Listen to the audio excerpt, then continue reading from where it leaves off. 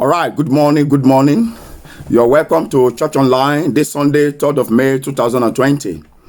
I welcome you to Church Online. Welcome to my page. Thank you for joining me. I pray that the blessings of God will locate you mightily in the mighty name of Jesus. Today's Church Online is going to take a different dimension. Thank you. Today's Church Online will take a different dimension, and I want your hearts to be open. If you have not subscribed to our YouTube channel, go and subscribe to it. God bless you, really good. I welcome everyone, and whoever is joining us later is also welcome.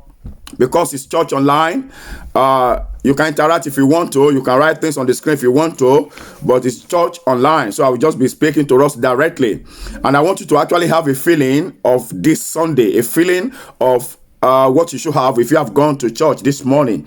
So once again, every one of us, welcome to Church Online on this Sunday, 3rd of May, 2020. And I say, God bless you in Jesus' name. Let's share a short prayer together. Please, you need to follow me with your heart open, because I may be a bit faster than usual, because in the short time we have, it's a short time. Church Online has a fixed time. And in that short time, I've got a lot of things to share with us this morning. I'm hoping that we'll finish it. Amen. So let's say a short prayer. Father, we thank you for this Church Online on this Sunday, the 3rd of May, 2020. We lift up your majesty. Accept our thanks in Jesus' name.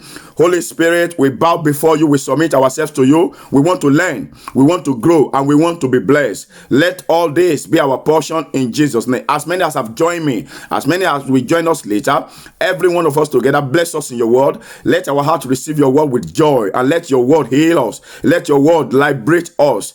Thank you, Father. In Jesus' mighty name we have prayed. Amen. And let the people everywhere say amen. And let the people also type in amen. Today we are going to read two long passages, and I want you to be patient and follow me. I welcome everybody. I might not be mentioning them this morning. It's Church Online, but let me know you are there by typing amen, by sending things on the screen that I ask you to send. All right? God bless you. Very good. We are reading two passages, two lessons. You know, it's Sunday, it's church. Hallelujah. So we're going to have first lesson, we're going to have second lessons. Second lesson, first lesson, second lesson. I'm going to read the two very quickly, and then we begin straight to talk about them. The topic for this Church Online Sunday morning service, that's 3rd of May 2020. The topic is, this should bother you. I want somebody to help me write that on the screen. This should bother you. This should bother you. I can see a lot of people there. I don't want to mention it. God bless you. God bless you. Thank you for saying amen. And thank you for typing amen. So help me write the topic there. This should bother you. This should bother you. And I'm going to read the first lesson and the second lesson. So also write it on the screen. The first lesson is Malachi chapter 1, verse 1 to 12. First lesson, God bless you. That's it. Excuse me. That's it. This should bother you. This is a serious moment. It's a serious issue. I want your hearts to be open. First lesson, Malachi chapter 3. Put it on the screen for me also. First lesson, Malachi 3, 1 to 12. Malachi 3, 1 to 12. Second lesson, Matthew 6, 19 to 30. I'm going to quickly read it. It's not too long. In 1, 2, 3 minutes now, we'll finish it. Malachi 3, 1 to 12. Matthew 6, 19 to 30. Please let your heart be open. I can assure you it's not out of pride what you want to receive this morning. I'm telling you the truth with all sense of humility. It's as if this is the only channel, the only page where you can receive that today. So let your heart be open. And please invite everyone you know to join us now. They shouldn't miss it. This is not something to be missed. Church Online is not something to be missed. You will know at the end of the day that, wow, I thank God that I didn't miss it. I thank God I never missed it. You will thank God, I'm sure of it. God bless you. That's it. Malachi 3, 1 to 12. And second lesson is Matthew 6, 19 to 30. So let's read the first lesson quickly. Malachi chapter 3, verse 1 to 12. And I read. Follow me with the whole of your heart as I read our first lesson. Behold, I will send my messenger, and he shall prepare the way before me. And the Lord, whom ye seek, shall suddenly come to his temple, even the messenger of covenant, whom ye delight in. Behold, he shall come, saith the Lord of hosts. But who may abide in the day of his coming? And who shall stand when he appear? For he is like a refiner, and he refines with fire, and like fuller's soap. Verse 3, he shall sit as a refiner and a purifier of silver, and he shall purify the sons of Levi. Don't forget, take note. He shall purify the sons of Levi and purge them as gold and as silver, and they that they may offer unto the Lord an offering in righteousness. Then shall the offering of Judah and Jerusalem be pleasant unto the Lord, as in the days of old, and as in the former years. And I will come near to you to judgment, and I will be a swift witness against the sorcerers, against the idolaters, against the adulterers, against the fornicators, against the swearers, against those that oppress the hireling in their wages, against those who oppress the widows, and against those who oppress the fatherless, and turn aside the stranger from his right. And fear not me, saith the Lord of hosts. Verse 6, for I am the Lord, I change not. Therefore ye sons of Jacob are not consumed. Even from the days of your fathers, ye have gone away. Take note of that. Ye have gone away from my ordinances, from my rules, from my tenets. You have gone away and have not kept them. Return unto me, and I will return back unto you, saith the Lord of hosts. But ye said, wherein shall we return unto the Lord? Verse 8, will a man rob God? Yet ye have robbed me. But ye say, wherein have we robbed thee? In tithes and in offering. Ye are cursed with a curse, for ye have robbed me, even this whole nation. Bring ye all the tithes into my storehouse, that there may be meat in my house. And prove me now herewith, saith the Lord of hosts, if I will not open the windows of heaven and pour you out a blessing, that there shall be no room to receive it. And I will rebuke the devourer for your sake, and he shall not destroy the fruits of your ground. Neither shall your vine cast her fruit before the time in the field, saith the Lord of hosts. Verse 12, the last verse of our first lesson. And all nations shall call you blessed, for ye shall be a delightsome land, saith the Lord of hosts. That is the end of the first reading, which is Malachi 3:1-12. May God bless his word in Jesus' name. Let's quickly go through the second reading so that we just go into the teaching straight off. Second reading, Matthew chapter 6 on the screen. That's it, it's there already. Matthew 6, 19-30. Matthew chapter 6, verse 19-20. Thank you for those of you that are interacting with me. Don't mind me that I'm not greeting or mentioning names. It's church online. So let's just concentrate. But you can interact. You can send in words. I will read it. If it's something I need to respond to, I will respond to it. Okay? Even without mentioning names this morning. God bless you. Very good. Matthew chapter 6, verse 19-30. Matthew chapter 6. I'm reading from verse 19-30. That's our second lesson. Lay not up for yourselves treasures upon the earth, where moth and dust corrupt, and where thieves can break through and steal. But lay up for yourself treasures in heaven, where neither moth nor dust corrupt, and where thieves do not break through to steal. For where your treasure is, there will your heart be also. The light of the body is the eyes. If therefore your eye be single, thy whole body will be full of light. But if thy eye be evil, thy whole body shall be full of darkness. If therefore the light that is in thee is darkness, how great will your darkness be? Verse 24, no man can serve two masters, for either he will hate one and love the other, or else he will hold the one high and despise the other. Ye cannot serve God and mammon. Therefore I say unto you, take no thought for your life, what ye shall eat, what ye shall drink, even yet for your body, what ye shall put on. Is not life more than meat, and the body is it not more than raiment? Behold the fowls of the air, for they sow not, neither do they reap, nor gather into barns, yet your heavenly Father feedeth them. Are ye not much better than they?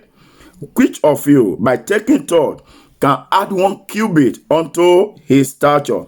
And why take ye thought for raiment? Consider the lilies of the valley, of the field, how they grow. They toil not, neither do they spin. And yet I say unto you, that Solomon in all his glory was not as arrayed like one of these ones. Verse 30, the last verse. Wherefore, if God so clothe the grass of the field, which today is come and tomorrow is cast into the oven, shall he not much more clothe you, O ye of little faith? Once again, Lord, we thank you for your word that we have just read. As we go into this short teaching, bless your word in our lives, glorify your name. In Jesus' mighty name we pray. Brethren, I said the topic is, this should bother you. I've come to realize, brethren, a lot of people are bothered about things that God said we should not be bothered about. But exact things, the major things of life, there are so many of it, but I'm going to maybe touch 1 or 2 today. There should be a concern that should continuously bother you on a daily basis. Do you know what, brethren? It's not bothering a lot of people, and this is what should bother you. Let's go. This should bother you. That is the topic. Now, hear me clearly. God is wearied with our world. God is tired of our this planet is wearied. Why was he wearied? Because of our priests, our Levites, the church leadership. They have so wearied God. Why? How did they weary God? In the words that have been coming out of their mouth. Hear me clearly. A lot of time, I'm not speaking on tithe and offering, because a lot of you, because of that passage, you might begin to think, I want to think about tithe and offering. But I will mention it. I want to show you something that should bother you on a daily basis. So follow me. Now, our world has wearied God. God is wearied, is tired of our world. How? Because of the words that has been coming out of our mouth, especially we, church leader, we Christian, the leaders of Christendom and the leaders of religion. Let me use that word. The leadership of the church. Amen. Now, Malachi chapter 3, the first lesson, was not written in isolation. Malachi 3 is a continuation of what has been happening from Malachi chapter 1, chapter 2, especially from chapter 2. That is why if you look at the word, let's quickly go there. The first word of that chapter 3 verse 1 in Malachi, the first word says, behold. It means as a result of what we are saying before, what we've been discussing is a continuation of a discussion that started in chapter 2. Look at verse 17. Let's quickly go there. Malachi chapter 2 verse 17. That is the last verse of chapter 2 before the chapter 3. The Bible says, ye have wearied me. That's the Lord. Ye have wearied the Lord with your words. And what was that word? Because ye say, wherein have we wearied you? They even question God. These are the priests. They question God, the leadership of the church. They say, how did we weary you? How have we make you to become tired and so fed up with us? You have become so fed up with the whole of the world, and it's as a result of our own doing. We, the leaders of the church, we, the high priest, the reverends, the minister, the bishop, the pastors, the prophet, the shepherd, the deacons, the deaconesses, as in we, the church leadership, we have wearied God, and God said it clearly, and he told us the reason. We even asked him, how did we weary you? How did we make you to become so tired of the whole world? It's because of our, what was that thing that we did? Because we said everyone that doeth evil is good. Has that not been the order in all our churches? Have the leadership of the church not ascertained and not put people that are wicked? Look at it. He said those that have been doing wickedly, those wicked people we even know that they have destroyed society, they have destroyed political corridors of power. When they come amongst us, they are the people we lift up, they are the people we exalt, they are the people we praise. This has wearied God.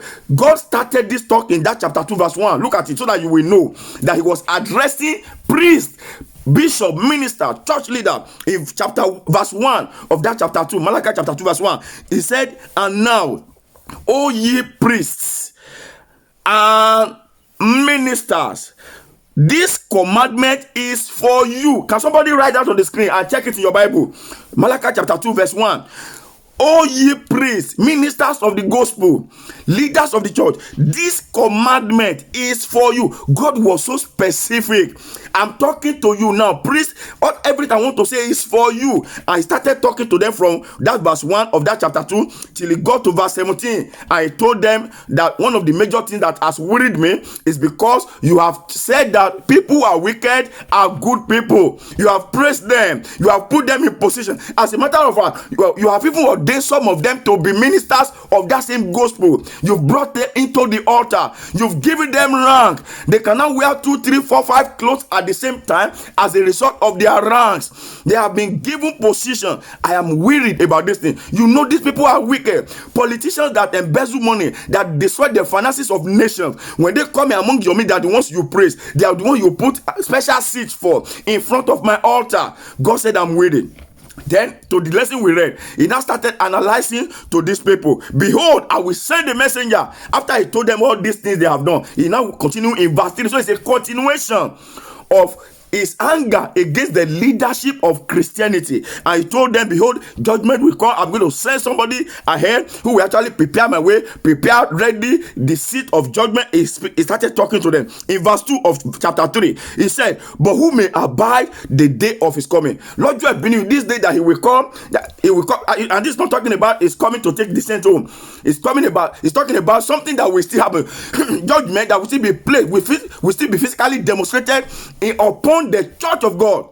You know why? Because the church have missed it. The church have misled billions. And God said, who will be able to abide in that day? Will these people be able to stand? He's asking, knowing fully well that God is a refiner. He's going to come with fire. Look at verse 3. He said, he shall sit as a refiner and a purifier, because he wants to purify the remnant. He wants to purify and sustain the remnant of his church. So he said, he will sit as a fire purifier.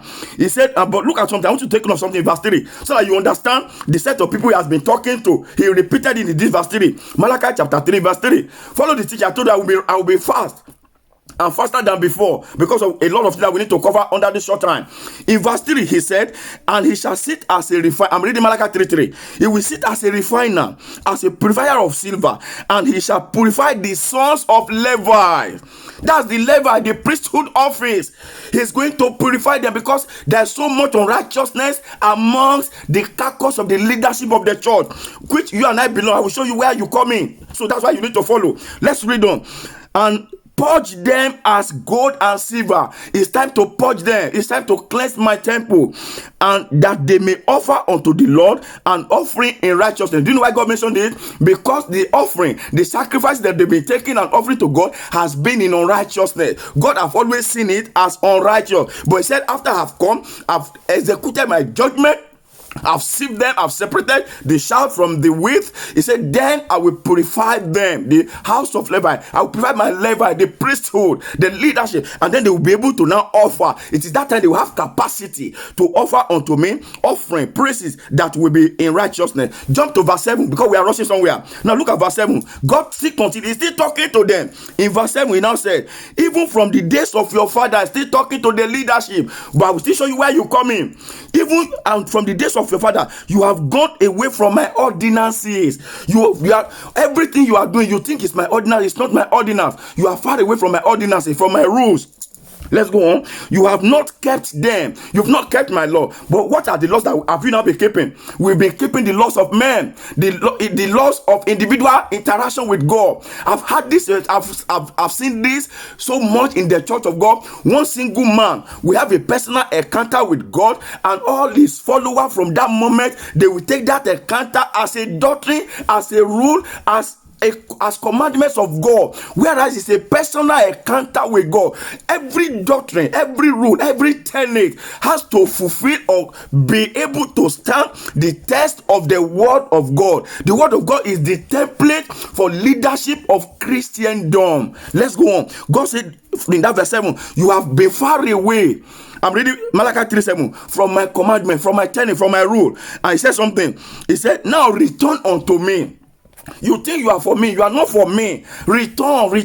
And when you return, I will return unto you, saith the Lord of hosts. But ye said, when God is even crying unto these people, the priest, the Levite, don't forget, he mentioned it. God is not making mistake here. From verse 1, he said it clearly. He said, I will return to you because you are not for me. You think you are for me. And they even question God. What is the question? In what way are we going to return unto you? Then God continue his talk and let them understand. For example, in so many ways, but say for example, verse 8, will a man rob God? Ye ask God. They ask God again. And yes, I've said, but in what way can we rob God? Wherein have we robbed thee? They were questioning God. I'm reading verse 8 now. And God answered them in tithes and in offering. Don't forget, he's talking to the leadership of the church. Let me ask you, is God wrong? But you know, the same leadership of the church has always put this thing before the congregation as if it's the congregation that is robbing God. It is the leadership of Christianity. They are the one God was talking to. Brethren, this is not gimmick. Read it. He said, "O ye priests and Levites, this commandment is for you." I started analyzing it. It is the continuation in chapter 3, verse 1, brethren. He didn't change it. And in verse 8, he said, "You have robbed me in tithe and in offering." In tithe and in offering. Now look at what happened in verse 9. This is where God now included you and I. This is where God included the whole nation. As from chapter 2 verse 1 till this moment, he was still talking to the priest, to the Levites, to the leadership of the church. Here now in that verse 9, he now says, "Ye are cursed with a curse." He's still cursing the leadership. He's still cursing the priest. He's still cursing the Levites here. "For ye have robbed me." He now added you and I. He said, "Even this whole nation." Why won't the whole nation join to rob him when the leadership is already robbing him? That's why he said, even those of you that are under them, those of you that they have priesthood over, that they are saying the grace on, that they are praying for, that they are sharing the word to. But he's been talking to them from verse 1 of chapter 2. But anytime they pick up this book, they always push it as if it is you who is not paying tithe, who is not paying offering, who are robbing God. But meanwhile, they are the one robbing God. They are the one robbing God. How are they robbing God? Let me quickly show you to God. No, God is angry about it. Look at verse 10. God now said, he now spoke to all of us now, to both them and we, because he already added us to them. In verse 9, that he first cursed them. The first sentence of the call, look at it, it's still to them. Ye are cursed with a curse. If you look at it, it's a column. He put a column in front of it. It's not an error. I always tell people, every punctuation in the Bible is not an error. There is a column. Semicolon. Colon, not semicolon. I say, "For ye have robbed me," comma. He now say, "Even at the end, that was where God now added the whole congregation, because some of the congregation too, they are robbing God of tithe and offering." But I'm not talking about tithe and offering today. Look at the next sentence, verse 10. He now says, "Bring ye all tithe into my storehouse, that there may be meat in my house." The meat is for who? It's for God's people. Those are the area the priests have been robbing God. That's why God said, "I have not even been accepting their sacrifices." God has ordinance. He said it. He said, "They have run away from my ordinance. You have departed." In verse 7, he said, "They have departed from my ordinance."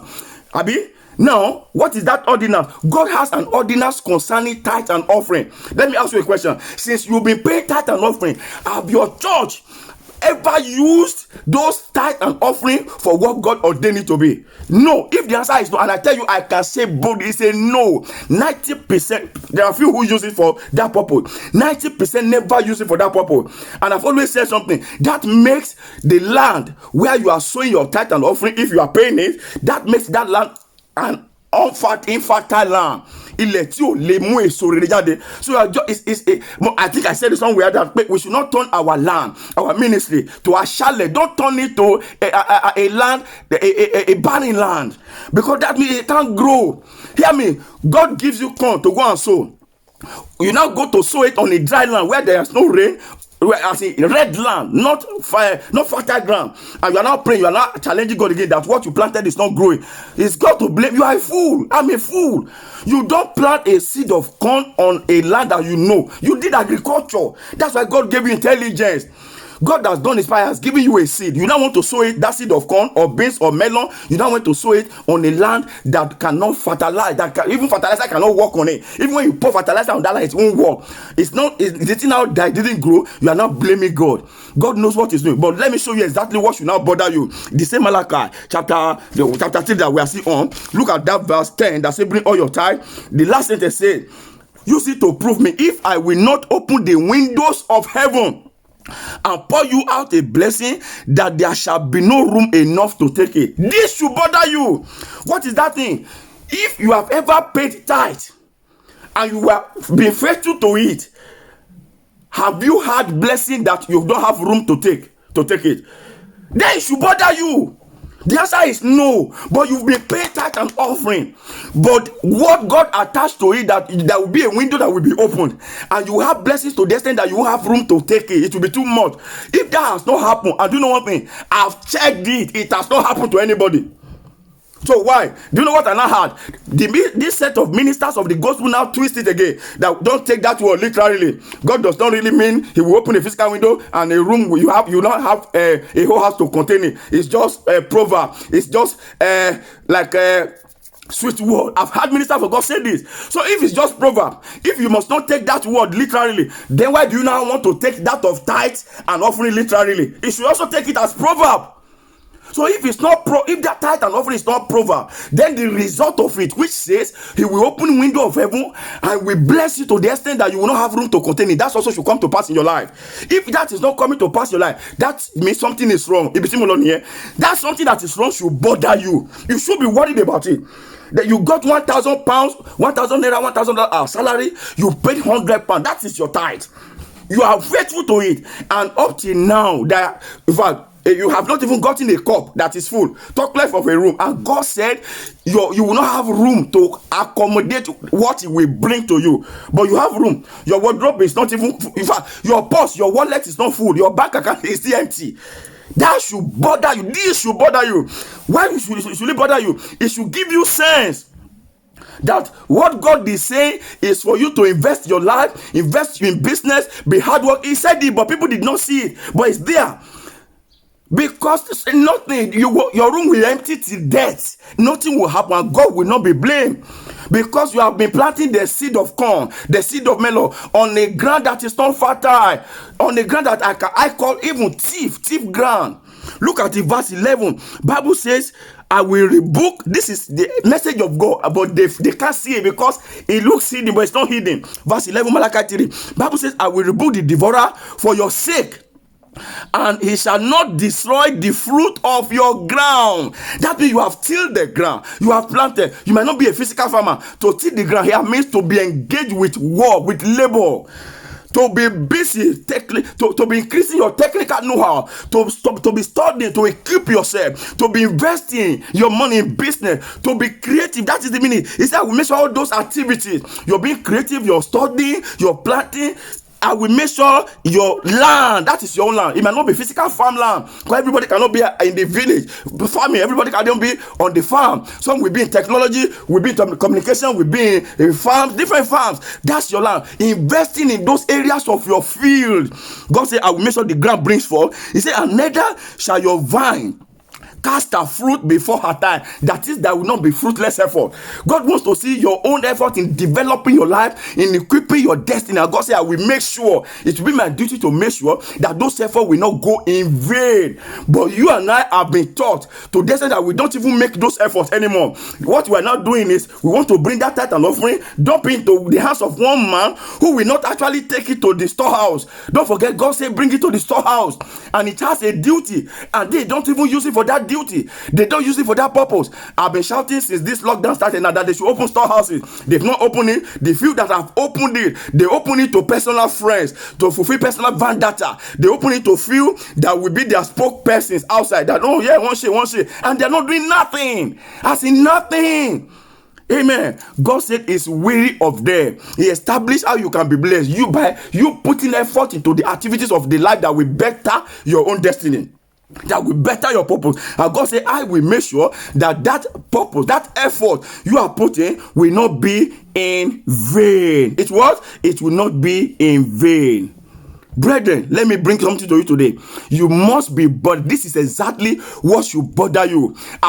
You've done it once or twice, no result. It should bother you. It's either you have sold into a wrong hand, into a wrong land, where they don't even use it for the purpose. I've asked people that I've had people that say, don't be bothered about what they use it for. Come on, don't be. You get a seed to somebody, he's planting it on the rock. You say it shouldn't be, it won't grow, and you are expecting result. It won't go. God said, God is not worried. God, that's why God started by rebuking them, that I'm tired, I'm wearied. And he said, you Levi, you priest, this is for you.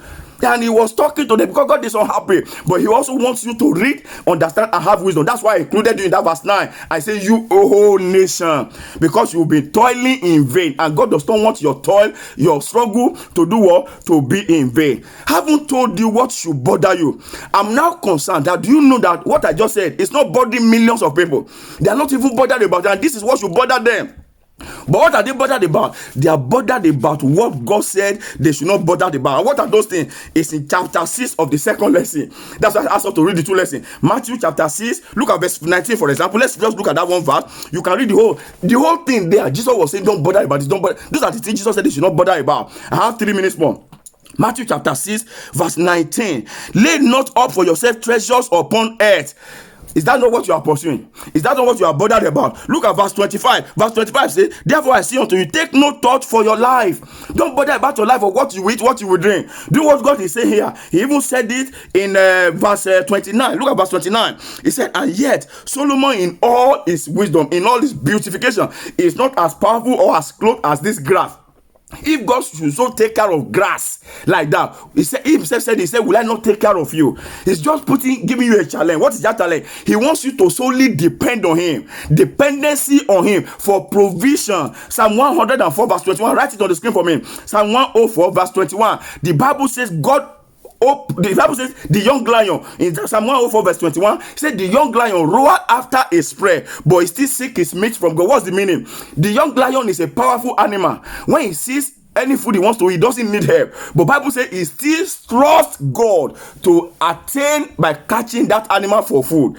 Dependency on God. Psalm 104 verse 27 says God opens his hand, verse 27, and we gather. Hear me, if God does not open his hand unto you, there won't be gathering.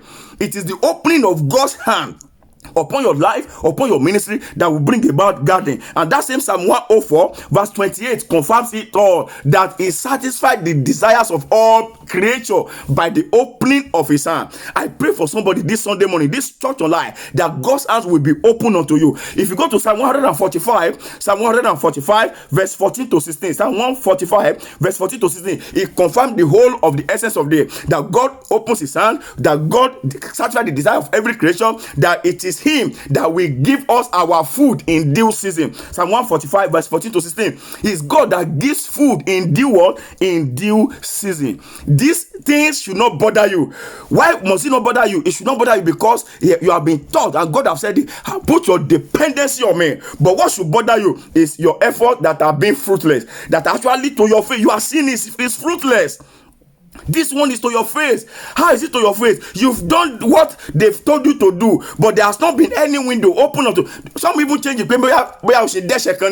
He didn't put it there, but maybe if you are still doing one thing or the other, when you bring it to my storehouse, this is what I will do. That's what he said.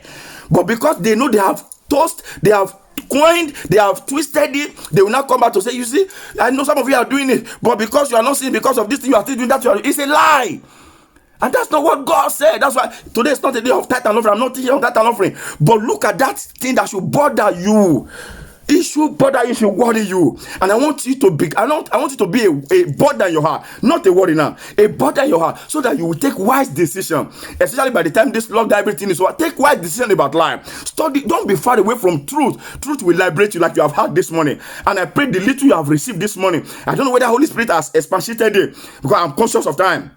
Because Church Online has a limited time. Our time is up now. Exactly 2 minutes more. Let's use that 2 minutes to pray. I hope the little you have had this morning, the Holy Spirit will magnify it in your heart so that it will make great meaning. And then your life will become, your efforts in life will not be fruitless, and your life will have result.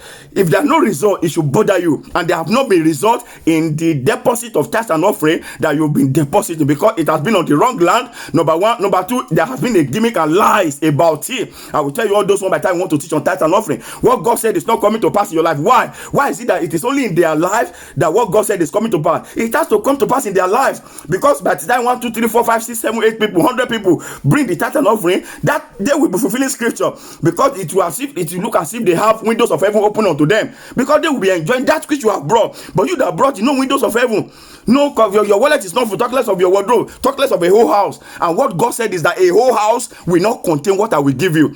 How many of you have had the whole house to contain God's blessing? It means you have overflowing of blessing. So if it is proverb, then the tithe and offering itself should be a proverb. It should not be direct. Hallelujah. Let's just pray 2 prayer points, because our time is so. I want you to pray. Wherever you are, I know you want to join some prayer group, your church online, but quickly pray. You want to join different ministries now, because it's almost time to do that. But pray. This is important. This will give you joy that you have received something today. You have something has come into your soul. So pray like this. Say with me: Father, do not let my effort in life become or amount to waste. You have had too much wasted effort as a result of wrong teachings that you have been following. But thank God for this truth. Say that's why I showed it. I didn't say anything of my own. I said it from the Bible and I showed it to you. That's why you can listen to this tape and take all the verses of the Bible that I mentioned, even the ones that the people were unable to write on the screen because I was so fast, and hear them, write them, and go and read them. You will see it there. So pray with me. Say, Father, do not let my efforts in life amount to waste. Quickly, in the name of Jesus, don't allow my effort in life to amount to waste. Don't allow my effort in life to amount to waste, oh God. In the name of Jesus, don't let my life, oh Badra, I will just pray for you in 1 minute, but pray for yourself. Oh God, don't let my effort in life, your effort over your children,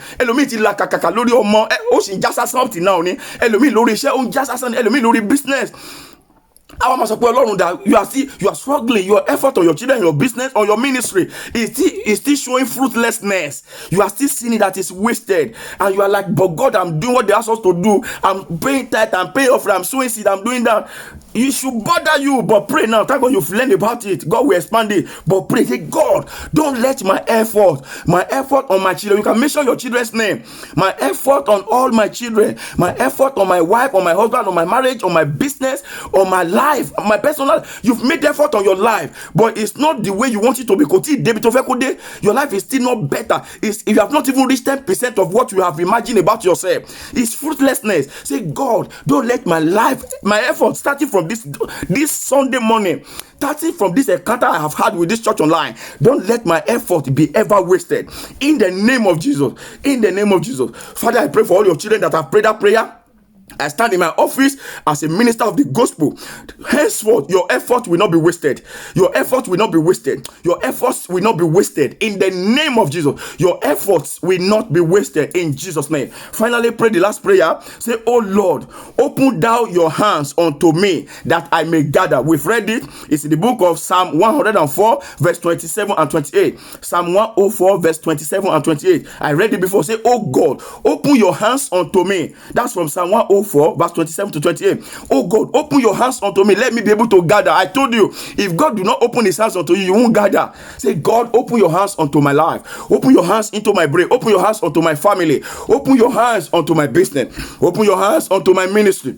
Lord, open your hands, open your hands, open your hands, open your hands unto me. So shall it be. Thank you, Father. Thank you. God bless you. That's it. This should bother you indeed. And that's the truth, brother. I'm heavily bothered, and it should bother you. It should bother every reasonable person. Every person that has brain. If you don't have it, I know you have it now. Bible says, he that lacketh wisdom, let him ask. God has brought wisdom to you this morning on this church online. Put on your thinking cap. It should bother you. God is not a liar. If he said it, he meant it. So if he didn't mean it, that means he has not said it. If what he said is a proverb, then the tithe and offering itself is a proverb. But he was not speaking proverb. So why we part of the thing he spoke, and he was talking to them, they have used it to toast you, to siphon your life, and the one that now supposed to be yours is not even happening. That's why God said, I'm weary, I'm tired of them.